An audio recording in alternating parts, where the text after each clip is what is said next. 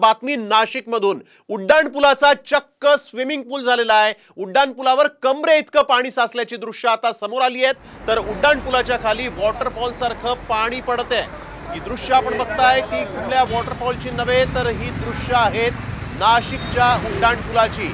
नाशकात उड्डाणपुलाचा चक्क स्विमिंग पूल झालाय असं म्हटलं तर चुकीचं ठरणार नाही, कारण नाशिकला आपण बघतोय मुसळधार पावसानं झोडपून काढलं आणि त्यानंतर या उड्डाणपुलावर कमरे इतकं पाणी साचलेलं आहे आणि याच उड्डाणपुलाच्या खाली जणू धबधबा कोसळावा अशीच दृश्य देखील आपण पाहिलेली आहेत। कशा पद्धतीने इथं पाणी तुंबलेलं आहे आणि या उड्डाणपुलाच्या वरतून जे पाण्याचा प्रवाह या ठिकाणी पाहायला मिळतोय ते जणू धबधब्यासारखंच असावं, वॉटरफॉल सारखंच असावं अशीच ही दृश्य या ठिकाणी पाहायला मिळत आहे।